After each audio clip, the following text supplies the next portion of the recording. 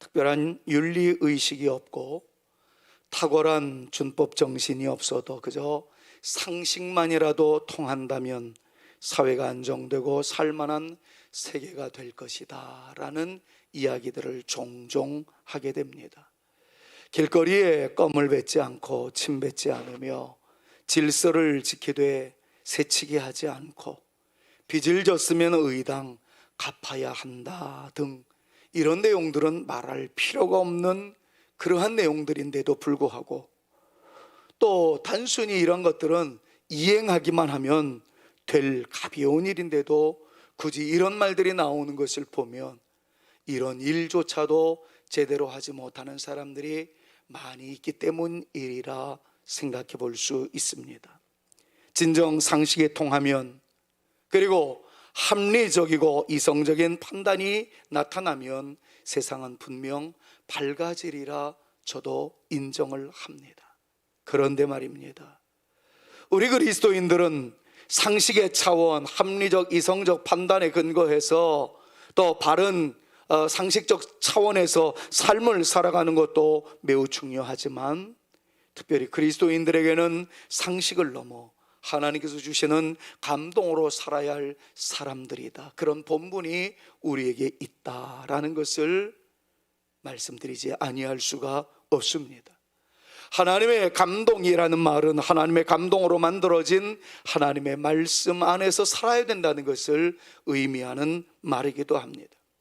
양심을 따라 살되 합리적 이성적 판단으로 살아가되 우리는 하나님의 말씀의 인도하심을 받아야 하는 사람들이다 하는 내용이라는 것을 다시 간추릴 수가 있겠습니다.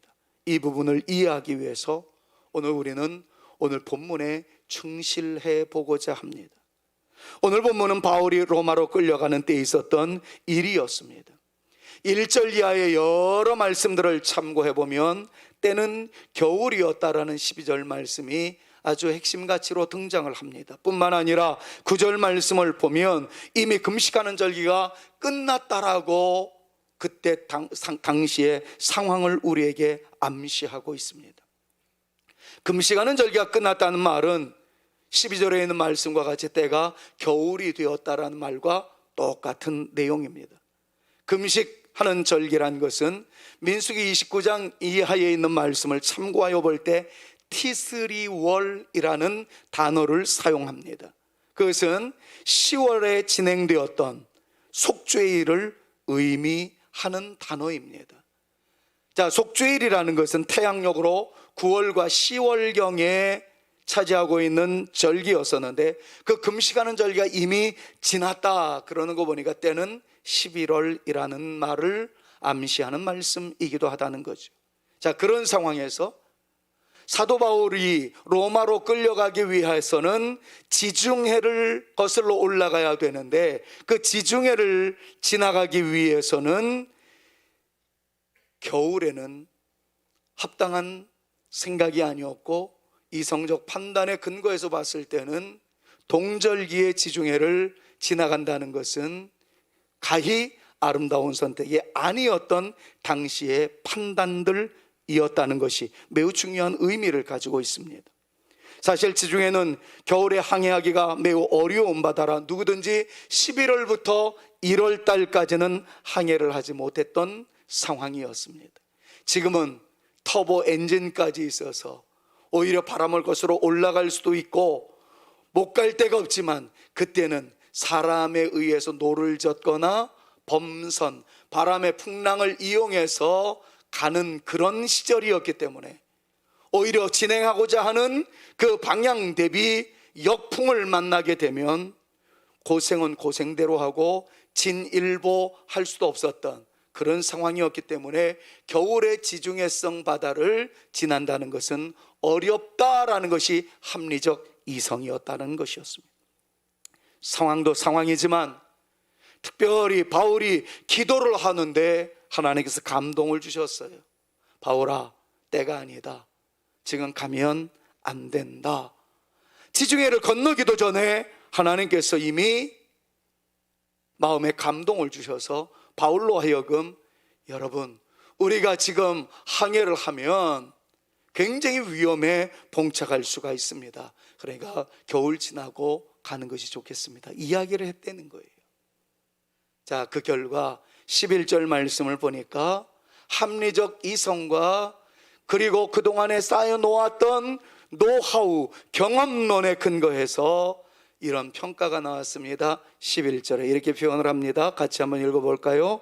백부장이 선장과 선주의 말을 바울의 말보다 더 믿더라. 그래요. 바울이 이야기를 합니다. 지금 가는 것은 옳아 보이지 않습니다. 위험성이 높습니다. 내게 말씀을 주신 하나님의 감동을 놓고 보았을 때도 지금은 때가 아닌 듯 합니다. 그랬더니 오히려 백부장이 바울의 이야기를 잘 듣다가도 결정적인 순간에 아니요, 당신이 바다 사람 아니지 않습니까? 그리고 당신은 죄인이고 지금 로마로 가는 거에 대해서 지원작전을 펼치는 것 아니겠소? 등등의 여러 가지 얘기가 나올 법 했습니다. 상식적으로 보았을 때는 백부장이 옳은 선택을 했습니다. 이미 말씀드렸던 대로 선장과 선조는 바다의 전문가입니다. 그러나 바울은 바다 사람이 아니었습니다. 그는 학자였지 심지어는 바닷가에서 잔뼈가 굵었던 베드로 같은 어부도 아니었다는 것을 우리는 무시해서는 안 됩니다. 이미 언급을 했습니다마는 더더군다나 바울은 지금 죄수의 몸으로 로마로 압송되어져 가는, 끌려가는 신세였습니다. 아직 죄형의 결과가 나오지 않았기 때문에 조심스럽기는 하지만 그래도 이 사람은 그들의 눈으로 봤을 때는 로마로 가는 것이 못내 싫은 사람으로 비춰질 수도 있었을 것입니다. 여러 가지 정황으로 놓고 보았을 때 바울의 말을 듣는다는 것은 이해하기가 어려운 상황이었다는 거죠. 상식적으로 봤을 때 백부장은 여러 내용으로 분석해 보았을 때 선장과 선주의 말대로 겨울이기는 하지만 잔뼈가 굵었던, 여러 차례 시도해서 씀직했던, 그리고 전문가라고 할 수 있는 선장과 선주의 말을 듣는 것이 옳아 보였습니다. 잘하는 것이었습니다. 그러나 결과를 보십시오. 처음에는 남풍이 불었습니다. 순풍에 돛단 듯 하였습니다. 득의 한 줄 알았습니다. 성경은 이런 부분에 대해서 다음과 같이 설명을 하고 있어요. 13절 말씀 같이 한번 읽어봅니다. 남풍이 같이요. 남풍이 순하게 불매 그들의 뜻을 이룬 줄 알고 닻을 감아 그레데 해변을 끼고 항해하더니. 여러분, 바울이 분명히 하나님의 감동을 받아서 경고의 메시지를 냈습니다. 여러분들의 인생의 길목에 무언가를 하려고 할 때에 기도하는데 꺼름칙한 느낌이 들 때가 있다면, 혹은 그날 말씀을 묵상을 하는데 설교자의 입술을 통해서 내 마음에 방망이질하는 그러한 모양새가 나타나는 어떤 영적인 체험을 했음에도 불구하고 나는 상식을 잡겠다, 내 판단을 믿겠다, 그래 생각하고 움직였을 때 처음에 순풍에 돛단 듯 일이 순조로울 때 있을 수 있습니다. 네, 여러분, 그때를 조심하셔야 합니다. 우리는 영적인 면에 민감해야 하는 사람이라는 것을 한시도 내려놓지 마십시오. 호사다마라는 그런 말 막 사용하지 말고요. 좋은 일이 있기 전에 좀 안 좋은 일이 있을 수 있다, 여러분 이런 상식적인 얘기 하지 말고 내가 지금 내 마음대로 움직이려고 하는가, 아니면 하나님이 주시는 감동대로 움직이려고 하는가, 여러분 그것에 대해서 예민할 필요가 있어요. 하루를 시작하기 전에 하나님 앞에 기도해 보십시오. 하나님, 오늘도 내 기분과 나의 원함대로 움직이기보다는 말씀의 인도를 받기를 원하오니 나에게 말씀하여 주옵소서. 주님은 분명히 그 기도에 응답하십니다. 기도를 통해서 주시든지 말씀을 통해서 주시든지, 죄송합니다, 하다못해 운전하는 중에 극동방송에서 나오는 어떤 설교자의 메시지를 통해서 주시든지, 자연 환경을 통해서 깨달음을 주시든지, 영적에 민감한 사람들은 하나님께서 마음에 감동을 주실 줄로 믿습니다.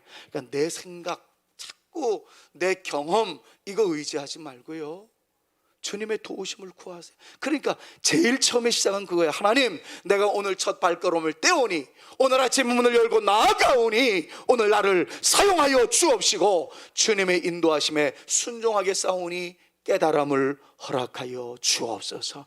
여러분, 이 기도하는 거 1분도 안 걸려요. 하느냐 안 하느냐는 하늘과 땅의 차이점입니다. 아침에 일찍 일어나서 머리를 감고 양치질을 하면서 깨끗이 옷 단장하는데 여러분, 시간이 얼마나 많이 걸리세요? 저도 한번 재봤더니 머리카락 별로 없는데도 저는 머리 감는 것보다 이 수 올리느라고 이거 올리는 시간이 더 많이 걸리더라고요. 그냥 머리 감고 쫙 빗어버리면 이게 진짜 완전히 대머리같이 돼가지고 이걸 좀 올리느라고 굉장히 애를 쓰는데, 남자도 30분이 걸려요. 아침에 샤워까지 하면 좋게 1시간이 걸립니다. 여성들은 거기다가 고추장 발라야죠. 눈통이 또 이렇게 또 시커멓게 그려야죠. 시간이 얼마나 많이 걸리겠어요? 그 시간 대비 1분만 투자하세요. 하나님, 오늘 내 인생을 주님께 맡깁니다. 나에게 깨달음을 주시고 말씀을 통해서 나를 인도하여 주옵소서. 여러분, 이거는 시간의 문제가 아니라 정성의 문제예요. 하나님을 얼마나 의지하느냐의 문제이지, 이거는 너무 바빠서요, 아니요, 그건 핑계입니다. 하루를 주님의 인도하심을 붙잡고 살아가게 싸우니 도와달라고 기도하는 것부터 시작해 보십시오. 하루가 달라질 것이고 일주일이 달라질 것이고 우리의 인생이 달라질 줄로 믿습니다. 자, 남풍에 순하게 불었어요. 그 말씀에 이어서 14절 말씀을 보니까 이렇게 말합니다. 처음엔 남풍에 순적하게 불었어요. 순풍에 돛단 듯한 모습이 보였어요. 그런데 14절 말씀 같이 읽어봅시다. 얼마 안 돼요. 이게 중요한 반전이죠. 같이요. 얼마 안 돼요. 섬 가운데로부터 유라굴로라는 광풍이 크게 일어나니. 그럼 가다가 안 좋은 일 만나고 난 다음에 급선이 하는 것도 지혜입니다만은, 그것을 피해갈 수만 있다면 더 큰 은혜 아니겠습니까? 오늘 이 말씀이 우리에게 좀 도전적인 하나님의 음성으로 들렸으면 좋겠다 하는 마음을 가지고 조심스럽게 말씀을 강론합니다. 자, 결과가 어떻게 됐을까요? 광풍의 결과 삶의 희망이 사라졌습니다. 20절 말씀 같이 읽어보면서 자, 넘어가자고요. 여러 날 동안 해도 별도 보이지 아니하고 큰 풍랑이 그대로 있음에 구원의 여망마저 없어졌더라. 삶의 빛마저 없어졌더라. 그런 말씀이죠. 두 번째로 광풍의 결과는 어떻게 됐습니까? 수고를 다 했습니다. 그러나 거두어드리는 것이 없었어요.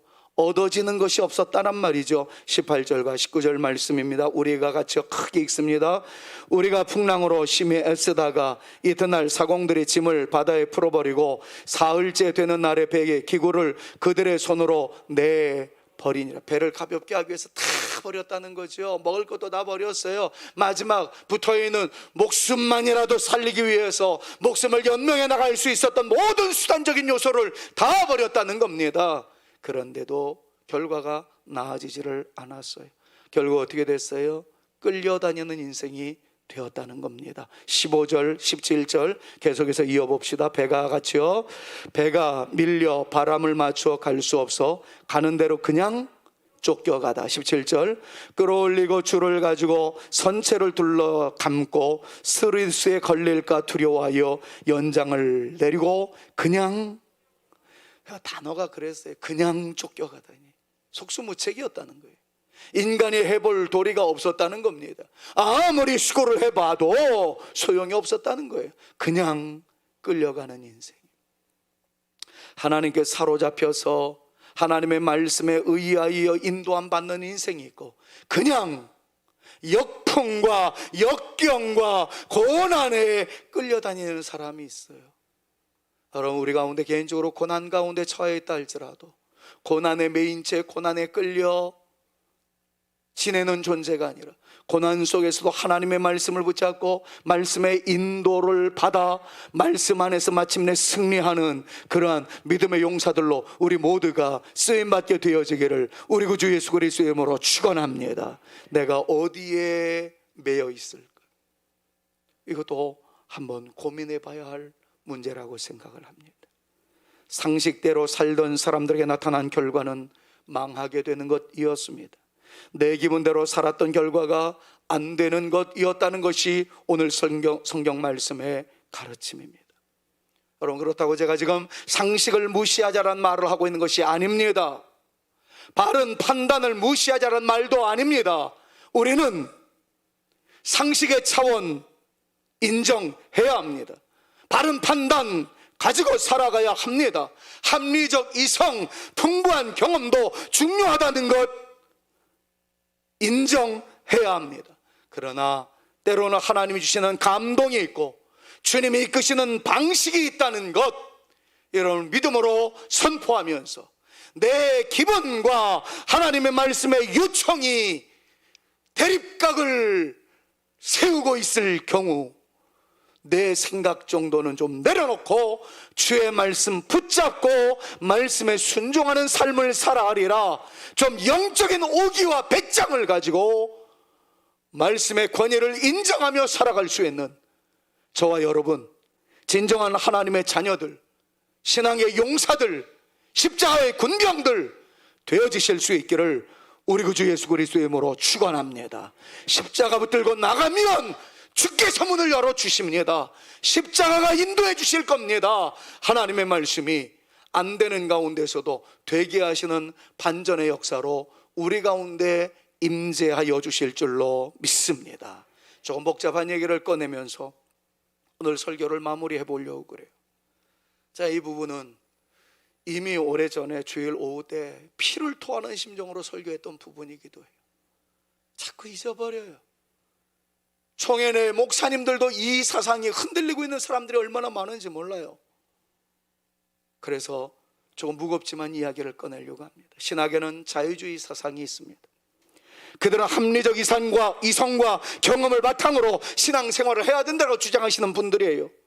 성경을 무조건 믿지 말라라고 이야기합니다. 슐라이어 마하, 리첼 하르낙을 비롯한 우리나라에 이름을 대면 기분 나쁠 것 같아서 되지 않는 자유주의 신학자들이 주장하는 거예요.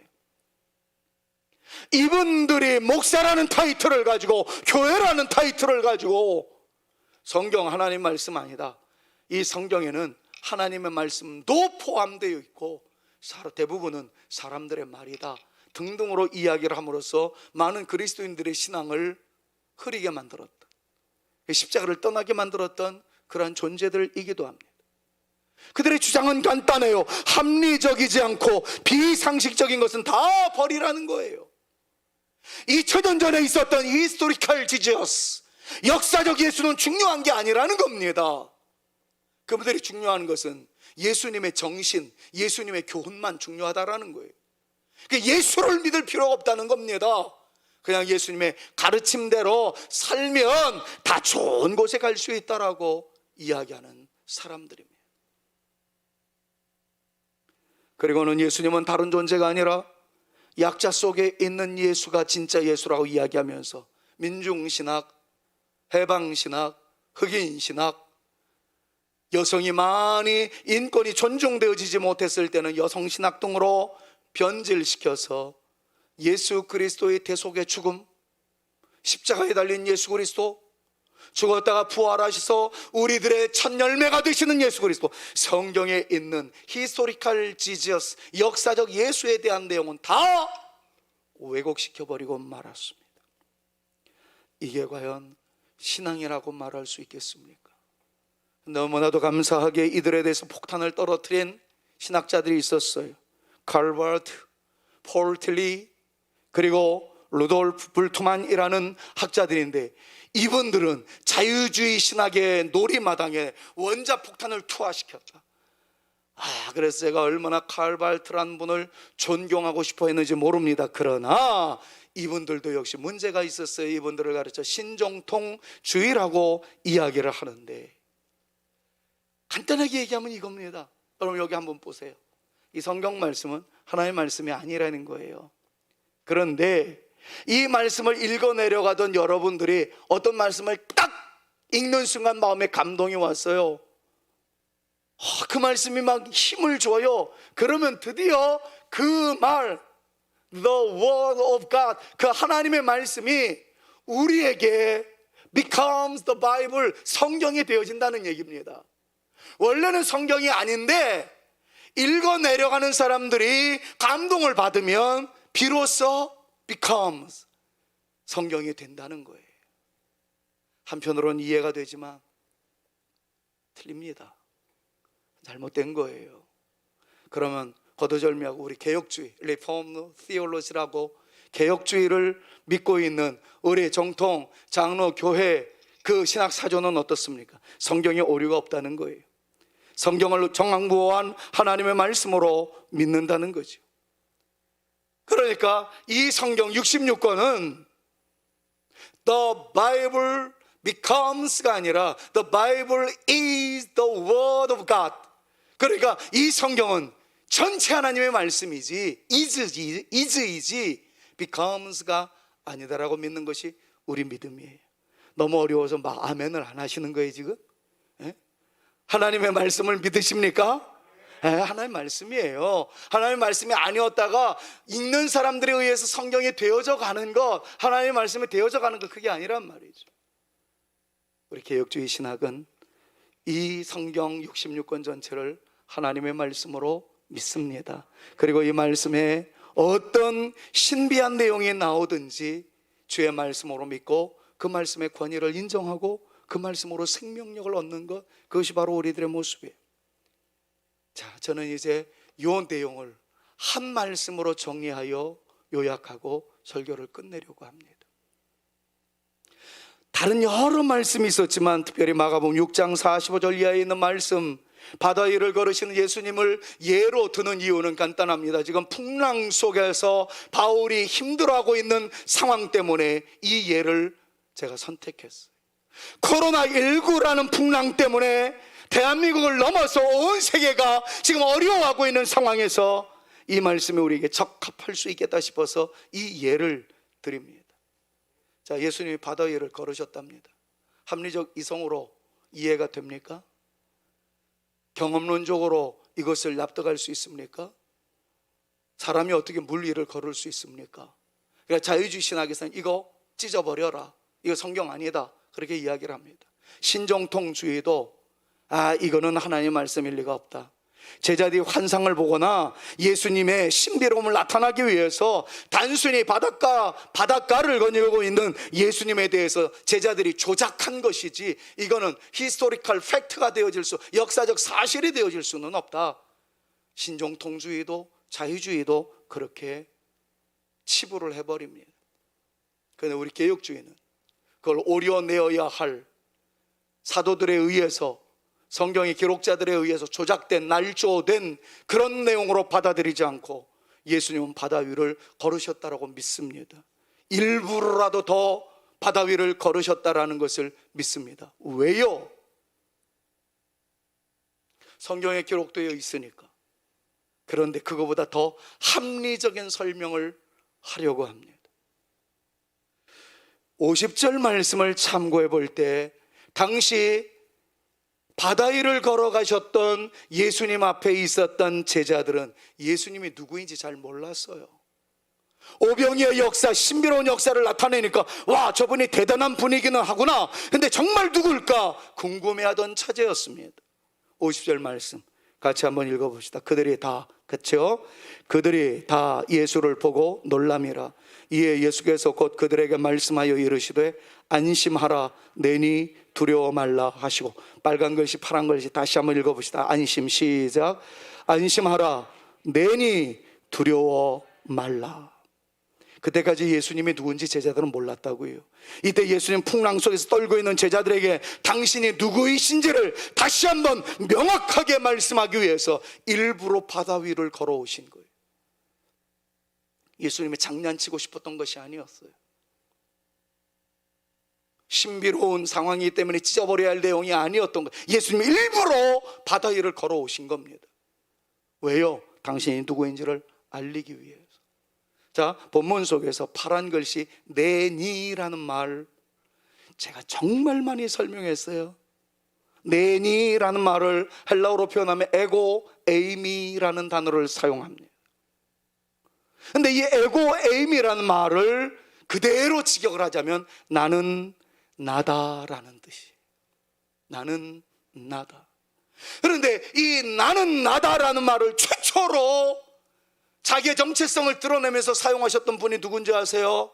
여호와예요. 여호와. 여호와 야훼라는 뜻이 나는 나다. 모세가 묻습니다. 하나님 당신 누굽니까? 그랬을 때 나는 여호와다. 히브리어로 그대로 표현하면 나는 나다. I am who I am. 나는 나야.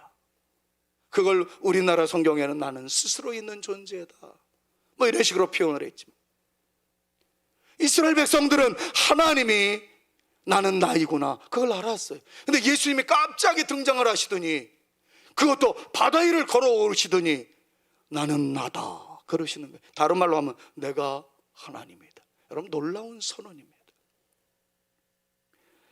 자, 그러면 하필이면 예수님은 다른 데서 나는 하나님과 동등된 삼위 하나님 중에 2위 예수다 이렇게 얘기할 수도 있었을 텐데 왜 바다 위를 걸어오면서 그렇게 말씀하셨을까요? 첫 번째 이유는 간단하죠. 지금 제자들이 풍랑 만나서 깨어지기 일보 직전에 그 위기 속에서 예수님이 등장을 했으니까. 그런데 그것보다 더 중요한 의미가 있어요. 위기는 그때 아니고서도 다른 때도 있지 않았겠습니까? 그런데 예수님은 출렁이는 파도, 그 무서운 흉흉한 물결에 집어삼킴을 당하는 그 순간에 예수님이 그 바다 위에 딱 서신 거예요.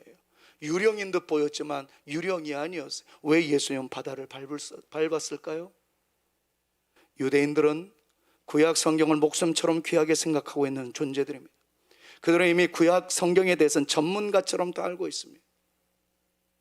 그들은 바다 위를 걸으시는 예수님, 그리고 나는 나다라고 말씀하시는 예수님을 보고 구약 성경의 그 위대한 선언이 딱 떠올려졌을 겁니다. 그리고 구약 성경의 그 위대한 선언이 무엇인 줄 아세요? 구약 성경에 팽배했던 세상 가운데 중요한 두 내용이 있습니다. 하나님은 어떤 분이신가? 바다를 밟고 계시는 분이시다. 이것이 구약 성경에 나와 있는 하나님에 대한 위대한 선언이었어요. 시편 93편 3절과 4절 말씀, 정말 하나님 말씀을 외경하는, 경외하는 마음으로 이 말씀을 두렵고 떨림으로 이 시간 아멘으로 받으십시다.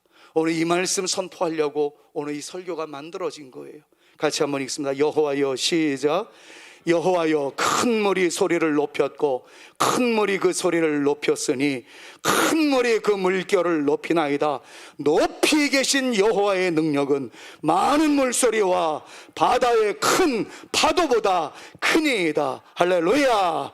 여러분, 이 말씀에 큰 물이 소리를 높였고, 이 말을 여러분들의 인생의 모든 고난과 모든 어려움과 우리의 실존, 그 두려움, 공포를 가지고 오는 상황에 대해서 다 거기다 집어넣으세요. 지금 우리의 실존 속에서는 코로나19를 거기다 집어넣어도 돼요. 여호와여, 코로나19가 큰 소리를 높였고 그 코로나19가 큰 소리를 높였으되 큰 물이 코로나19가 그 물결을 높이나이다. 3절 말씀을 그렇게 다 집어넣으세요. 하나님, 내가 지금 질병 속에 있습니다. 하나님, 내가 어떤 고통 속에 있습니다. 직장의 위기 속에 있습니다. 이 큰 물결이 나를 엄몰하고 있나이다. 그거를 3절에다 집어넣고 다 호소하세요. 그리고 4절을 외치세요. 그런데 그거보다 높이 계신 여호와의 능력은 많은 물소리, 높이 일어나는 그 큰 물결보다, 바다의 큰 파도보다 크니이다. 위대하나이다. 그것을 다스리시는 줄로 믿습니다. 이 선언이 우리의 고백이 되어질 수 있기를 소망합니다. 여러분 오늘 이 말씀이 우리의 심령에 좀 비수와 같이 꽂혔으면 좋겠어요. 고난 앞에, 코로나19 앞에 두려워할 수 있죠. 그러나 두려움 속에서 하나님의 역사를 보는 거예요. 하나님께서 나를 붙잡아 주실 때에 놀라운 역사가 일어나게 될 줄로 믿습니다. 여러분, 이걸 고백하는 거예요. 유대인들은 이 신앙이 있었어요. 파도보다 크신 분. 그런데 욥기 9장 8절에 또 유사한 말씀이 나와요. 욥기 9장 8절 같이 한번 읽습니다. 시작. 그가 홀로 하늘을 펴시며 바다 물결을 밟으시며. 이게 유대인들의 사상에는 쫙 있어요. 그러니까 이런 생각을 가지고 있었던 거예요. 야, 누군가가 바다 위를 걸으시는 분이 있다면 그분이 하나님이시다. 지금 제자들은 출렁이는 파도 속에서 엄청난 위력 속 앞에서 죽어가는 상황이었어요. 근데 한 분이 쫙 등장을 하세요. 그분이 누구였어요? 그네들이 믿고 있던 예수님이었어요. 근데 그분이 지금 어디에 서 있어요? 바다 위를 밟고 서 계세요. 그리고 말씀하세요. 에고 에이미, 내니 두려워하지 말아라. 이중적으로 예수님이 하나님의 아들이심을 선포하면서 나를 믿는 자는 죽어도 살겠고 죽지 않고 나를 믿는 자는 영원히 살리니 이것을 네가 믿느냐. 우리 주님께서 도전적으로 우리에게 말씀해 주세요. 사랑하는 여러분, 우리 앞에 산 같은 문제 있어요. 거대한 집채만한 파도의 위험이 있을 수 있어요. 그때 우리의 눈은 바다를 밟고 계신 이 예수님을 바라봐야 할 줄로 믿습니다. 그리고 그 주님에게 손을 내미는 순간 주님께서 말씀하실 거예요. 내니 두려워하지 말아라. 우리 예수님은 하나님의 아들이십니다. 삼위의 하나님이십니다. 또한 성경이 하나님의 말씀임을 믿습니다. 우리가 상식을 따라 양심을 따라 살아야 하는 것은 분명합니다. 합리적 이성적 판단을 따라 살아야 하는 것도 마찬가지입니다. 그러나 동시에 우리는 하나님의 말씀을 믿으며 살아가는 하나님의 자녀들임을 잊지 마시기를 바랍니다. 바울이 하나님 말씀대로 하나님께서 주시는 감동을 따라 순종하려는 열정을 보여주었듯이 우리 역시 하나님께서 주시는 감동을 무시하지 않는 하나님의 백성으로서의 아름다운 삶을 살아갈 수 있기를 우리 구주 예수 그리스도의 이름으로 축원합니다. 하나님의 말씀에 성경을 믿으며 그 가르침대로 살아가야 합니다. 왜냐하면 우리는 이 세상을 살아가면서 동시에 하나님의 세계를 사는 이중적 가치의 존재이기 때문에 그렇습니다. 하나님의 말씀이 성경을 따라가 살아가는 성도가 되어질 수 있기를, 하나님께서 주시는 감동을 외면하지 않고 살아가는 진정한 성도들이 되어질 수 있기를 우리 구주 예수 그리스도의 이름으로 축원합니다. 너무나도 안타깝게도 다음 주부터 우리는 또 비대면 예배를 몇 주간 해야 될 것 같습니다. 그러나 예배에 최선을 다해 주십시오. 광고 시간에 조금 얘기를 했습니다만 제가 너무 많은 공격을 당하고 있습니다. 정부가 예배를 드리지 말라라고 지침을 내려온다 할지라도 우리는 맞짱을 떠야 되지 않겠느냐. 왜 이렇게 총회장도 그렇고 서기 목사님도 그러고 비겁하게 타협하느냐. 타협한 적 한 번도 없어요. 저도 한편으로는 저희 아버지의 신앙을 이어받아서 신사참배 거부했을 때 주기철 목사님 모판 위로 걸어갔었던, 맨발로 삐죽삐죽 튀어나와 있는 모판 위로 걸어갔었던 그 뒤를 저희 아버지가 청년 때 같이 따라갔다라는 이야기를 들으면서 많이 울었던 존재로서 목숨 걸고 주일 성수하고 싶습니다. 그러나 우리는 사회적 샬롬을 무시하는 존재가 되어지지 말자라는 거 벌써 이 코로나19 발발하기 초부터 제가 여러분들에게 설교해 왔어요. 한편으로는 이런 걱정을 하시는 분들이 있더라고요. 이런 식으로 비대면으로 계속 하다가 성도들의 신앙 다 팔아버릴 것이다. 침대 안에서 누워가지고 유튜브 보다가 졸기 시작하면서 찬양도 사라지고 기도도 사라지고 말씀을 경청하는 그런 것들도 다 사라지고 마침내 교회는 풍비박산 다 되어질 것이다. 여러분, 이것이 저를 공격하는 목사님들의 합리적 주장이었습니다. 여러분들이 이제 제가 얘기하는 것에 반응을 보여주셔야 돼요. 그러나 저는 그분들의 이야기를 수용하고 싶지 않습니다. 그리고 여러분들을 믿습니다.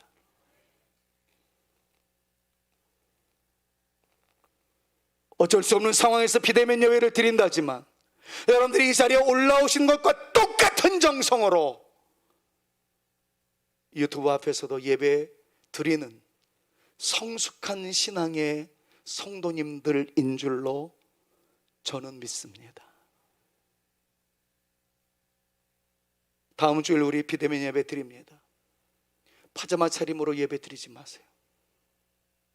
교회 올라오는 것처럼 가정에서 비대면 영상으로 예배 드린다 할지라도 오늘 올라오신 분들만큼만은 정장 차림으로 화장까지 다 하고 그리고 유튜브 화면 앞에 모이십시오. 우리가 그것 제대로 하면 비대면 예배는 예배가 아니다라고, 그건 신사참배 일종이라고 그렇게 외치는 성도들을 믿지 못하는 목사들의 기우였다라는 것을 증명하는 것 아니겠습니까? 저는 우리 사랑하는 성산의 가족들을 믿고 싶습니다.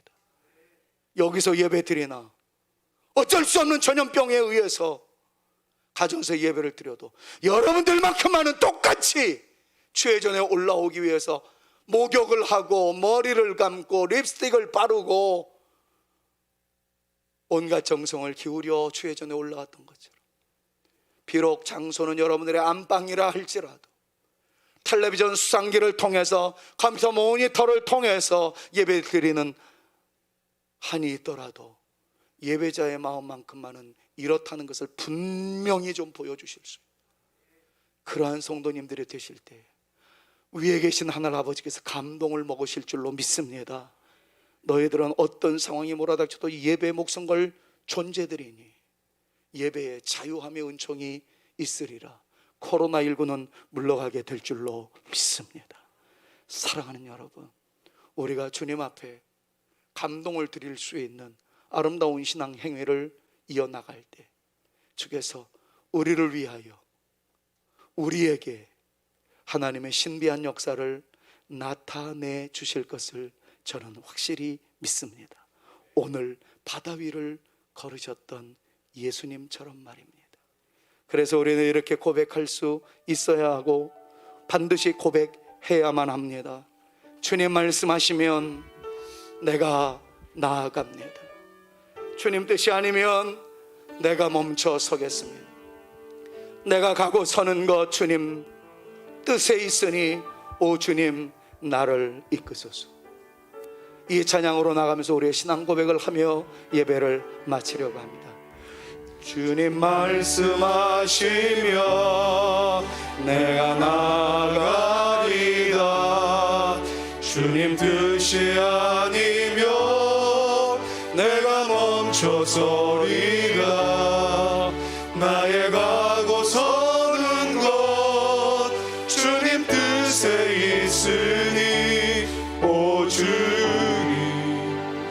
나를 이끄소서. 주님 말씀하시며 내가 나가리라. 주님 뜻이 아니면 내가 멈춰서리다. 나의 가고 서는 것 주님 뜻에 있으니 오 주님 나를 이끄소서. 뜻하신 그곳에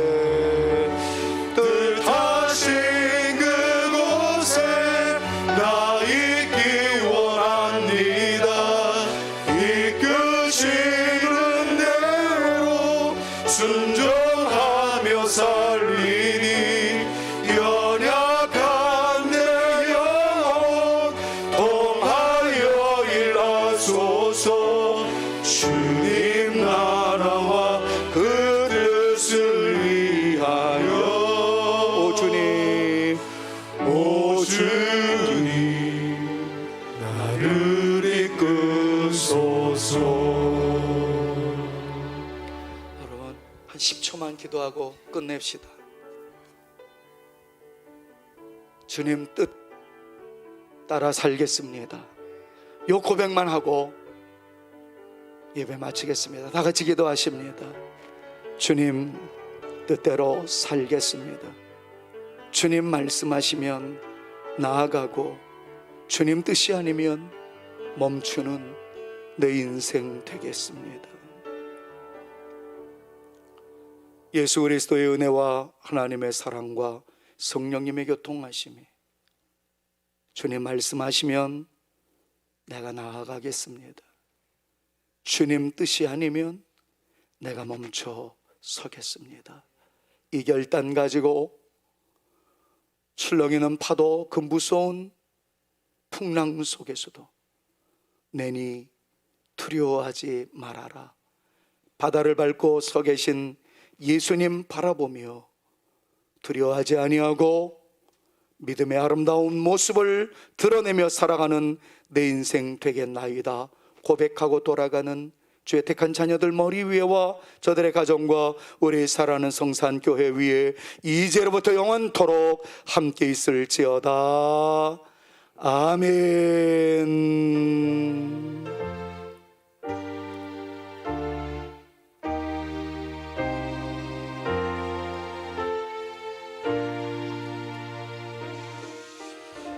소망이 없는 어두운 세상에 나아갑시다. 이제 일어나 소망이 없는 어두운 세상에 나아가라.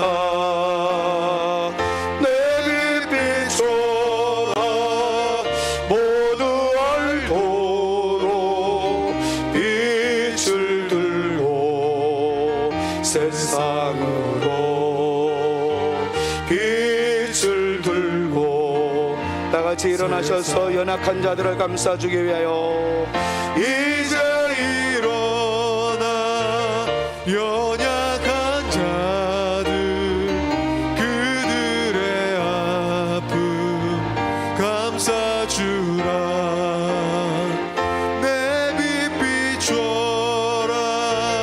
모두 알도록 빛을 들고 세상으로 빛을 들고 세상